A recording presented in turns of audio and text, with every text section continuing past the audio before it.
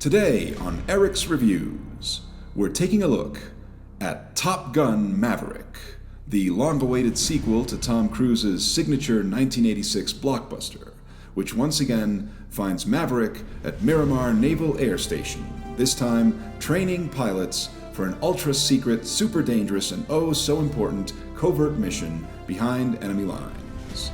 Tom Cruise is back, of course, and Val Kilmer has a cameo, but the bulk of the cast is made up of an assortment of actors new to the franchise: Jennifer Connelly, Miles Teller, John Hamm, Glenn Powell, Lewis Pullman, Monica Barbaro, and Ed Harris. The film was directed by Joseph Kosinski. Let's take a look.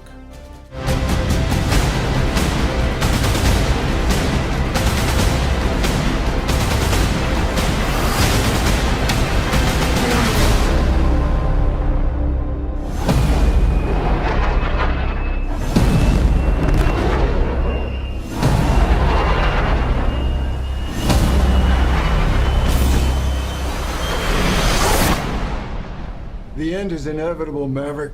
Your kind is headed for extinction. Maybe so, sir. But not today.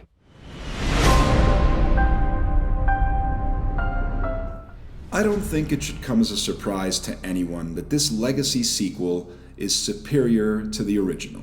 You kind of expect that. On a technical level, of course it is. Filmmaking and special effects technologies have evolved to such a degree since 1986 that people can put even more wonderful, stunning images on even bigger and more impressive screens.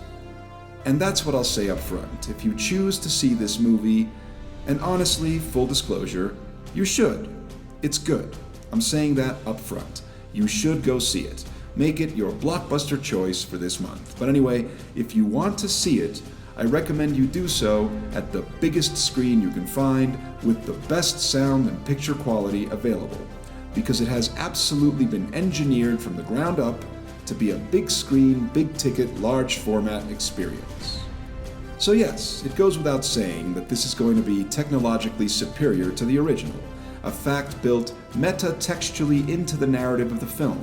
The fact that these pilots are now flying technologically advanced aircraft that far surpasses the F-14s that Maverick and Goose and Iceman and everyone else flew way back when. But Top Gun Maverick is a better movie for other reasons as well. One key thing, it actually has a plot. Oh, it's no great shakes, don't get me wrong, but something is better than nothing, right? And so at least this one has something. And it involves a top-secret mission that's kind of like an Earthbound Christopher Nolan variation on the Rebel Alliance's Death Star trench run in Star Wars. Added to that, the movie is also able to feed on its own nostalgia, because yes, it is a nostalgia piece that is assuming a large chunk of the audience is coming to it with a certain level of affection for the original and its characters. And so it places the 1986 film on a kind of pedestal, treating it as a blockbuster gospel, the Book of Iceman, and how Goose died for our sins, and so on. But you know something? It works, because the fact is, Tom Cruise is older, certainly, and he feels older, even as good genetics combined with a healthy lifestyle and the miracle of cosmetic enhancements have allowed for him to look much more youthful and vital at the age of 59 than Wilford Brimley did at that same age, when his co-star Tom Cruise kicked him to death in The Firm. My point is, there is gravitas to Maverick now because there is gravitas to Tom Cruise.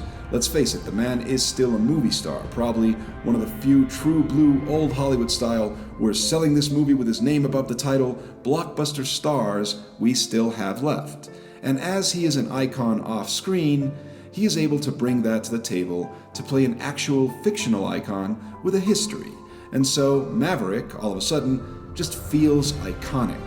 And there's something else too, because although the movie is a direct sequel to Top Gun, and it builds on the events of Top Gun, it has a more complex backstory, full of events and relationship developments we never actually saw. I suppose that's natural, since 36 years are a lifetime, but the point I'm making is that although this is a direct sequel to the original Top Gun, it feels like it's coming after a non-existent Top Gun 2, or even after a whole series of action-packed and romance-filled Maverick adventures. The writers and filmmakers have done that so the film can function as a self-contained piece of entertainment, and it does. But giving the characters this rich backstory also gives the movie depth that the first one didn't have, or it at least gives it the illusion of depth, and so the world feels much richer as a result. And more importantly, the movie can have actual stakes. There is genuine suspense, and you genuinely care about these characters and how it all shakes out. That's not to say the movie is flawless, of course, but the flaws are superficial. Whereas the first film's big flaw was its superficiality, here the film's flaws are surface level themselves. Because sure, the plot is thin, and ultimately, for all the baggage they bring to the table, it's still all built on the clay foundations of the first film. So a generally shallow sense of self-importance is inevitable. And much as Cruise was unable to truly generate much heat with Kelly McGillis back in the day, well, the only reason we even remotely buy into the romance between him and Jennifer Connelly this time around is because the movie tells us to. Ultimately, though, the flaws are easy enough to ignore because overall the movie is just really entertaining and exciting. You don't get the camp factor and gay kitsch of the first one because we live in a blander and far more sexless age. I mean, Cruise and Connelly don't even get a love scene, so what does that tell you? But what you do get are some truly visceral and eye-popping scenes of aerial stunt work that makes you feel like you're right there in the cockpit of these supersonic machines. You can almost feel the wind, your breath will catch in your throat, and when the film really gets going towards its climactic moments, you will lean forward in your seat, gripping the armrests tightly. It really is a roller coaster. So, mission accomplished is what I'm saying. They've put together a solid, old-school, meat-and-potatoes summer blockbuster that is probably going to thrill crowds all over the world and make a ton of money for everyone involved behind the scenes. Hey, I hope you liked this video, and if you did, please give me a like and subscribe to my channel and share the video. There's going to be some cool stuff coming to the channel, so you're going to want to keep track of it, and I hope you like all that stuff too. See ya.